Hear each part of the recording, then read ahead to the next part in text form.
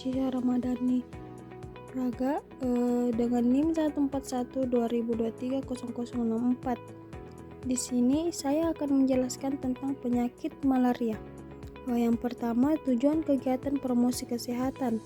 Tujuan kegiatan promosi kesehatan malaria adalah untuk meningkatkan pengetahuan masyarakat tentang penyakit malaria dan cara pencegahannya. Dengan demikian, masyarakat dapat melindungi diri dan orang lain dari risiko penularan malaria. Adapun beberapa tujuan kegiatan promosi kesehatan malaria diantaranya yang pertama, meningkatkan kesadaran masyarakat tentang penyakit malaria. Yang kedua, mencegah dan menghindari terjadinya penyakit malaria. Yang ketiga, mengajarkan masyarakat untuk menerapkan pola hidup sehat. Yang keempat, mengajarkan masyarakat untuk melindungi diri dan orang lain dari risiko penularan malaria. Yang terakhir, meningkatkan komitmen lintas sektor untuk turut berpartisipasi aktif dalam kegiatan eliminasi malaria. Target audiens penyakit malaria. Kelompok utama itu yang pertama, masyarakat perdesaan dan perkotaan di daerah endemis malaria. Yang kedua, penduduk daerah dengan tingkat kesakitan malaria tinggi. Yang ketiga, keluarga dengan anak-anak dan balita. Yang keempat, remaja dan dewasa muda. Yang terakhir itu ada lansia. Kelompok khusus yang pertama itu masyarakat yang bekerja di luar ruangan atau petani dan nelayan. Yang kedua itu masyarakat yang tinggal di daerah perbatasan. Yang ketiga, masyarakat yang memiliki riwayat perjalanan ke daerah endemis malaria. Yang keempat, komunitas migran dan pengembara. Yang terakhir itu masyarakat dengan tingkat kesadaran kesehatan rendah. Adapun dampak yang diharapkan dari malaria. Yang pertama, dampak jangka pendek, dampak jangka panjang, dan dampak psikologis dan sosial. Dampak jangka pendek yang pertama, meningkatnya kesadaran masyarakat tentang malaria. Yang kedua, penggunaan kelambu berinseksida meningkat. Yang ketiga, akses ke layanan kesehatan masyarakat. Yang keempat, angka kesakitan malaria menurun. Dampak jangka panjang itu yang pertama, insiden malaria 1% dari populasi. Yang kedua, kualitas hidup masyarakat meningkat. Yang ketiga, biaya kesehatan dan ekonomi menurun. Yang keempat, sistem kesehatan lebih efektif.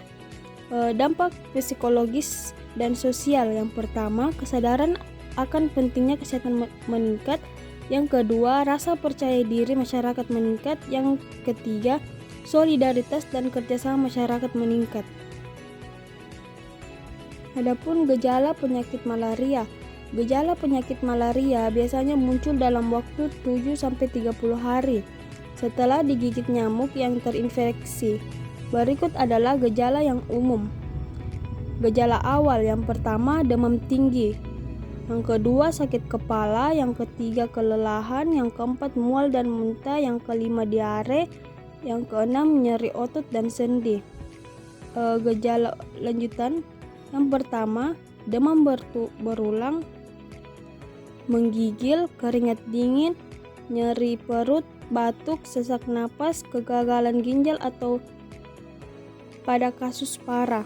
Yang terakhir, siklus demam setiap 48-72 jam. Adapun penyebab penyakit malaria. Penyakit malaria disebabkan oleh parasit Plasmodium yang ditularkan melalui gigitan nyamuk Anopheles betina yang terinfeksi. Berikut adalah penyebab dan faktor risiko malaria. Yang pertama, gigitan nyamuk Anopheles betina yang terinfeksi parasit Plasmodium. Yang kedua, daerah endemis malaria atau wilayah tropis dan subtropis. Yang ketiga, kepadatan nyamuk Anopheles tinggi. Yang keempat, kondisi lingkungan yang memfasilitasi perkembangan nyamuk atau genangan air atau kelembapan tinggi. Yang kelima, kurangnya pengetahuan tentang pencegahan malaria. Yang keenam, sistem imun lemah ibu hamil, anak-anak, dan orang tua. Yang terakhir itu kegagalan pengobatan malaria sebelumnya. Pencegahan penyakit malaria. Pencegahan penyakit malaria memerlukan pendekatan penyeluruh yang mencakup perlindungan individu, pengendalian lingkungan, dan upaya masyarakat. Berikut adalah langkah-langkah utama untuk mencegah malaria. Yang pertama, menghilangkan genangan air yang dapat menjadi tempat berkembang nyamuk. Yang kedua, menggunakan larvasida untuk menghambat perkembangan nyamuk. Yang ketiga, menggunakan insektisida untuk membunuh nyamuk dewasa. Yang keempat, membuat drainase yang baik. Adapun angka kasus malaria merupakan salah satu penyakit yang menjadi prioritas baik global maupun nasional. Di Indonesia, penyakit malaria ditemukan tersebar di seluruh kepulauan, terutama di kawasan timur Indonesia. Kawasan timur Indonesia yaitu Papua, Papua Barat, Maluku, Maluku Utara, dan Nusa Tenggara Timur, menyumbang 79% kasus malaria di Indonesia pada tahun 2012.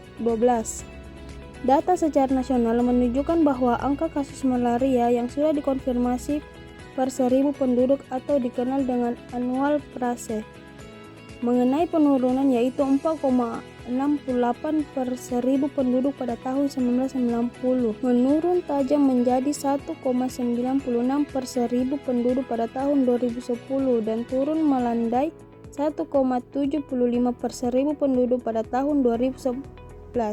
Kemudian 1,69 per 1000 penduduk pada tahun 2012 dan menjadi 0,99 pada tahun 2014.